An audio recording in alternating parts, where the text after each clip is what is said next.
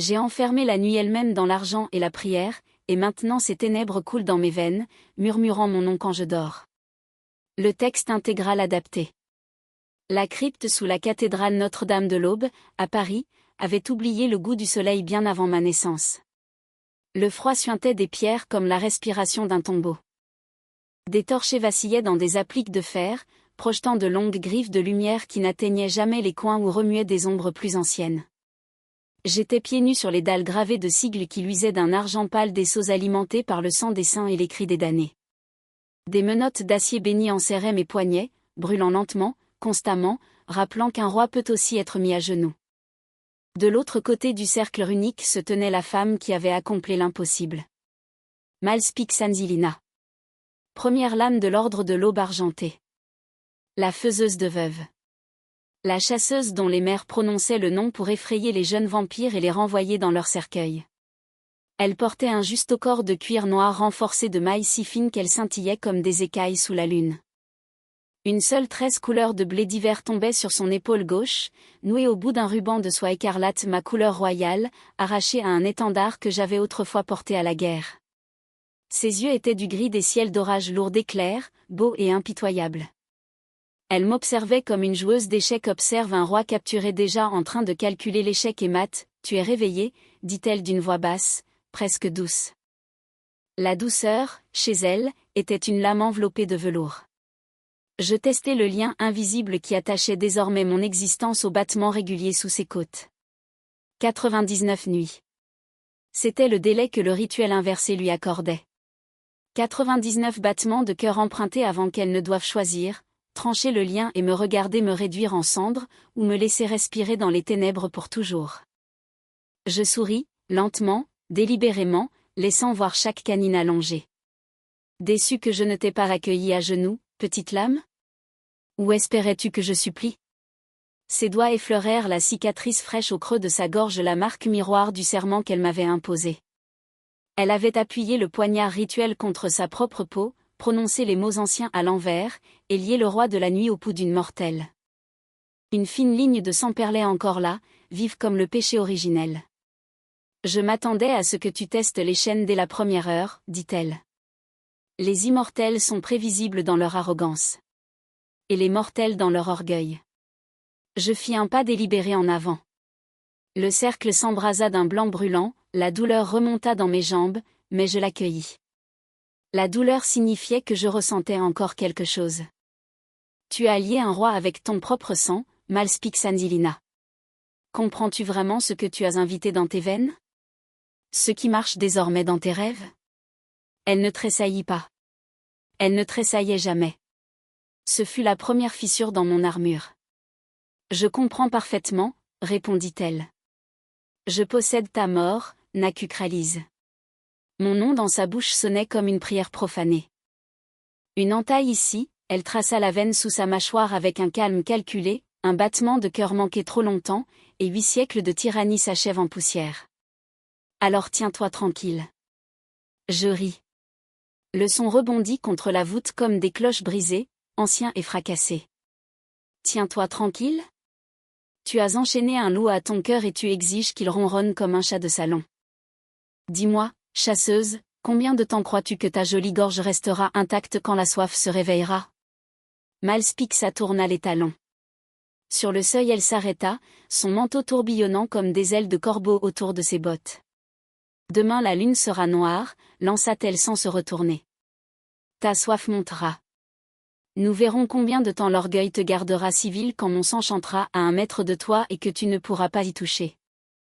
La porte de fer gémit en se refermant. Les verrous claquèrent avec la finalité d'un couvercle de sarcophage. Dans le silence soudain, son cœur tonna contre mes côtes forts, rebelle, vivant. Je la haïssais de chaque fibre gelée de mon être. Seigneur, je la désirais déjà plus que le salut. On me transféra dans une cellule aux parois de verre argenté afin que je puisse me voir mourir de faim. Les murs reflétaient un monstre en 1000 éclats brisés, pommettes tranchantes comme du verre cassé, yeux rougeoyants de soif, cheveux noirs tombant comme de l'encre renversée sur des épaules qui avaient autrefois porté le poids d'empire.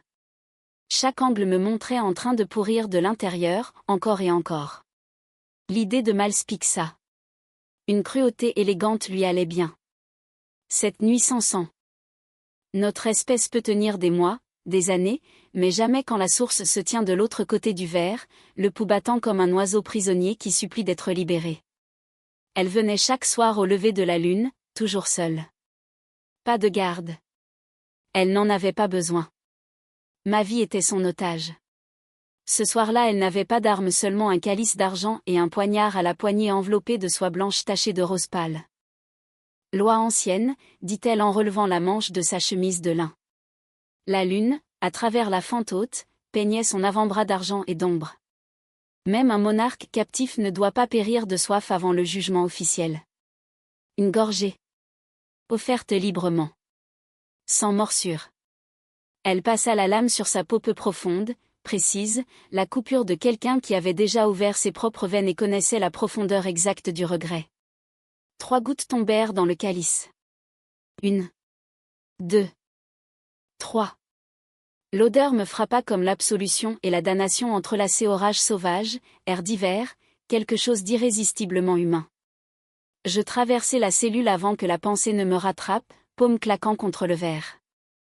Les seaux s'embrasèrent, feu sacré léchant mes bras, brûlant chair jusqu'à l'os, mais je ne sentis rien d'autre qu'elle. Malspixa ne recula pas. Elle glissa le calice par la fente étroite au bas du mur. Nos doigts se frôlèrent. Le monde se réduisit à ce point de contact feu, glace, souvenir du soleil sur une peau que je n'avais plus sentie depuis la chute des empires. Je bus. Une gorgée.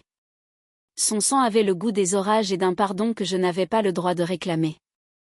Quelque chose d'ancien et rouillé dans ma poitrine se fendit avec un craquement que je ressentis dans la moelle. Elle m'observa, yeux gris tempête indéchiffrable, lèvres entr'ouvertes comme si la coupure sur son bras lui avait volé le souffle aussi. Toujours certaine de me briser avant que je ne te brise, demanda-t-elle doucement.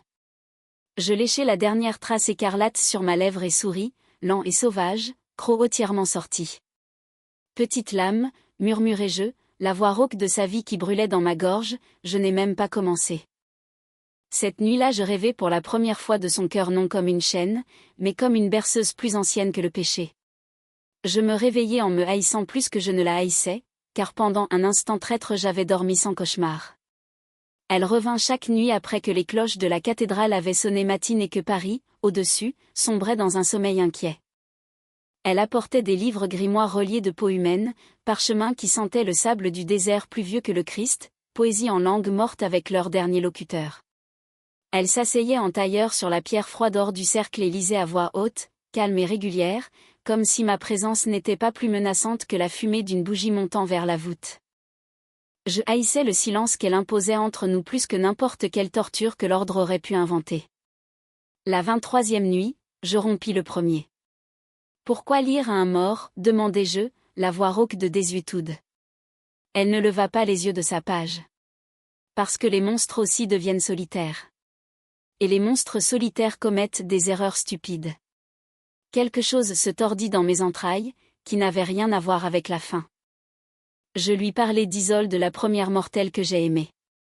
Comment je l'avais trouvée mourante sur un champ de bataille baigné de lune et de sang, comment je l'avais transformée en croyant que l'amour pouvait vaincre la mort.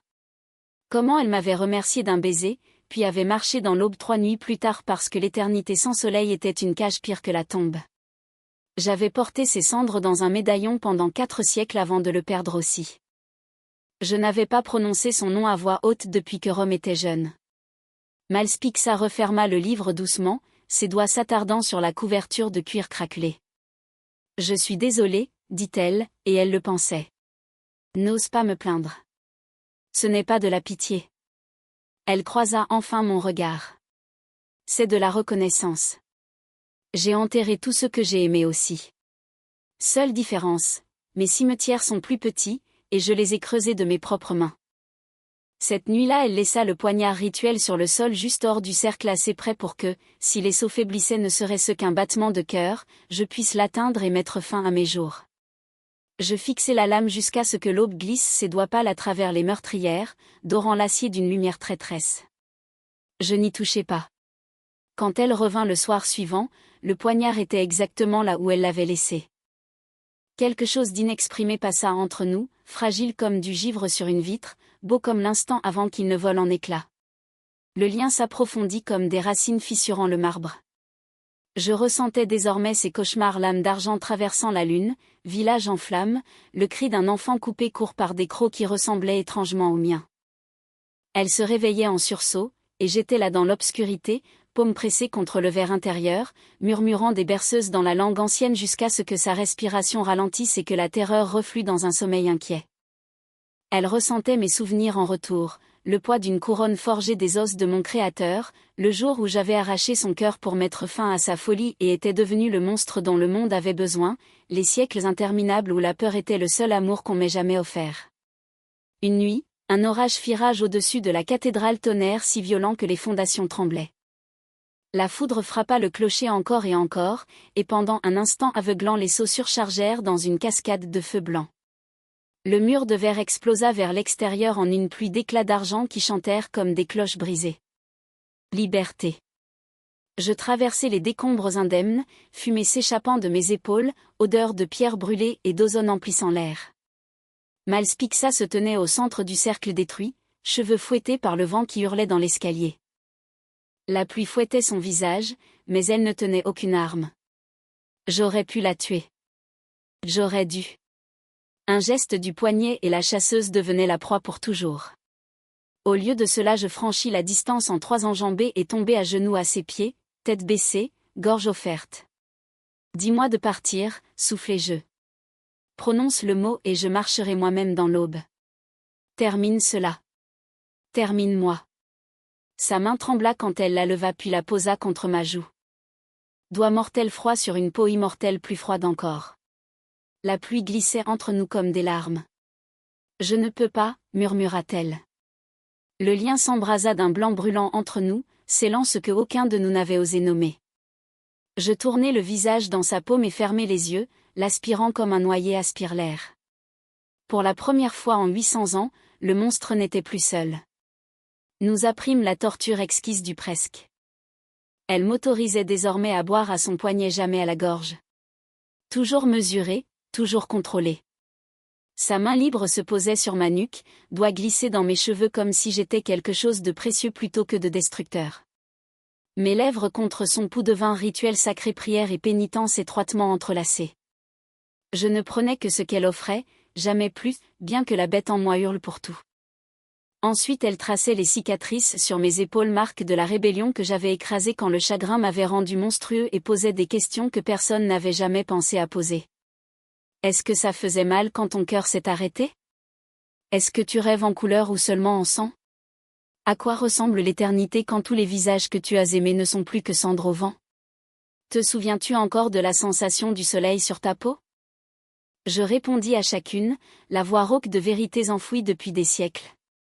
Certaines nuits elle s'endormait contre ma poitrine, joue posée là où un cœur n'avait plus battu depuis la chute des empires. Je restais immobile des heures, comptant ses respirations comme des grains de chapelet, terrifiée à l'idée qu'un mouvement la réveille et lui rappelle ce que j'étais. Je ne pris jamais plus qu'elle n'offrait. La terreur que je pourrais un jour, un instant de faiblesse, était la seule chaîne plus forte que le lien lui-même. Je commençais à comprendre pourquoi Isolde avait choisi le soleil. L'éternité sans la possibilité de la perdre aurait été la cage la plus cruelle. La lune était une plaie dans le ciel, noire et saignant des ombres. Malspixa se tenait devant le cercle brisé, tenant le poignard du rituel originel, celui qui pouvait trancher le lien et m'offrir la mort que j'avais autrefois désirée comme le salut. 99 nuits, dit-elle. Sa voix ne tremblait pas, mais son pouls la trahissait, galopant comme un tambour de guerre sous sa peau. J'attendis la haine. Le triomphe. Le coup fatal que j'avais mérité 10 000 fois. Au lieu de cela, elle demanda, « Si je te laisse vivre, arrêteras-tu de tuer ?» Je ris, et le son fut du verre brisé traîné sur la pierre. Je suis le meurtre, Malspixa. C'est pour ça qu'on m'a forgé quand le monde avait besoin d'un monstre. Non. Elle s'approcha jusqu'à ce que je sente la chaleur de sa peau comme un lever de soleil. Tu as été un homme, autrefois. Un roi qui protégeait son peuple jusqu'à ce que le chagrin retourne la lame. Je l'ai vu dans tes rêves. Je l'ai senti tendre la main vers moi quand tu croyais que je dormais. Le poignard trembla dans sa main. Choisis, murmura-t-elle. Choisis d'être plus que le monstre qu'ils ont fait de toi. J'ouvris la bouche pour lui dire que c'était impossible. Le poignard tomba de ses doigts et sonna contre la pierre comme une cloche de minuit. Elle m'embrassa à la place. Pas doux. Pas tendre. Un choc de dents et de chagrin et 8 siècles de solitude déversés dans une bouche désespérée. Mes mains se refermèrent dans son manteau, dans sa tresse, m'ancrant contre sa tempête. Les siennes agrippèrent ma chemise comme si j'étais la seule chose solide dans un monde en feu. Quand nous nous séparâmes, front joint, souffle mêlé, elle prononça les mots qui nous détruisirent tous les deux. Je te choisis, Naku. Maudit soit le monde, l'ordre, tous les levers de soleil que je ne verrai jamais à tes côtés. Je te choisis. Des larmes de vraies larmes coulèrent sur mes joues pour la première fois depuis ma création. Je ne savais pas que j'en étais encore capable. Ils vinrent la chercher à l'aube. L'ordre la déclara traîtresse, hérétique, putain de sang du roi des vampires. Ils la traînèrent dans des chaînes d'argent à travers les rues de Paris encore souillées des cendres des innocents que j'avais massacrés des siècles plus tôt. Je réduisis la cathédrale en cendres pour la rejoindre. L'eau bénite rongeait ma peau comme de l'acide, les flèches d'argent transperçaient mon dos, les pieux destinés à mon cœur trouvaient la chair à la place, mais je traversais l'enfer pour le son de son cœur qui s'affaiblissait à chaque pas qu'on la forçait à faire. Sur la place de la Concorde ils avaient dressé un bûcher de sorbier et d'ifs, trempé dans des huiles sacrées qui sentaient la trahison. J'arrivai quand la première torche toucha le bois. Malspixa croisa mon regard par-dessus les flammes montantes. Elle sourit petit, farouche, sans peur. Le sourire d'une femme qui avait déjà fait son choix et ne le regretterait jamais, même quand le feu lécha ses bottes. Puis elle prononça l'inversion finale non pour me libérer, mais pour me lier à jamais. Son sang dans le vent, sa voix dans mon esprit comme une marque brûlée dans l'os. Vis, mon monstre. Vis et souviens-toi que je n'ai jamais été ta cage. J'ai été ton cœur. Porte-le bien. Aime-le assez pour rendre le monde digne de lui. Le feu l'a pris. Le lien se tendit refusant de rompre. Je ne me réduisis pas en cendres. Je hurlai jusqu'à ce que le ciel saigne écarlate et que le soleil lui-même semble vaciller derrière la fumée. Ils finirent par me terrasser. Pieux, l'âme, prière, lumière du jour rien ne m'acheva. Parce qu'elle avait choisi autrement. Et l'amour, une fois offert par quelqu'un d'assez courageux pour voir l'homme sous le monstre, devient la chaîne la plus solide de toutes. Des siècles ont passé comme fumée entre des doigts morts, pourtant les voyageurs parlent encore à voix basse du roi des ombres qui règne depuis un trône taillé dans la pierre noircie des ruines de l'ancienne cathédrale. Il ne boit que chez ceux qui l'offrent librement, et jamais à la gorge. Il met fin aux guerres avant qu'elles ne commencent, car il connaît le prix de la victoire mieux que quiconque. Il marche sous la lune avec des yeux couleur de vin renversé et un cœur qui n'est pas le sien battant dans sa poitrine. La nuit la plus noire de chaque année, il gravit le clocher brisé là où une femme a brûlé pour l'avoir aimé. Il adresse au vent des promesses sombres et des malédictions tendres. On dit que si l'on reste parfaitement immobile sous ce clocher, on peut entendre une réponse à un unique battement régulier porté par l'air nocturne, comme une promesse tenue par-delà le voile de la vie et de la mort. Certaines nuits il sourit acéré, déchirant, ancien comme le péché. Certaines nuits il presse une main sur sa poitrine là où son cœur à elle bat encore pour lui seul et murmure un nom comme une bénédiction et une malédiction. Malspixa. Et le monde retient son souffle, terrifié à l'idée qu'un jour le monstre décide que l'éternité est trop cruelle sans elle. Mais il ne le fait jamais. Parce qu'elle lui a demandé de vivre. Et les monstres, une fois aimés par quelqu'un d'assez courageux pour voir l'homme sous la couronne de nuit, tiennent leurs promesses. Même quand l'éternité fait mal comme une plaie ouverte qui ne guérira jamais. Même quand chaque lever de soleil est une trahison. Il vit. Pour elle. Toujours, éternellement, excruciat ingli pour elle.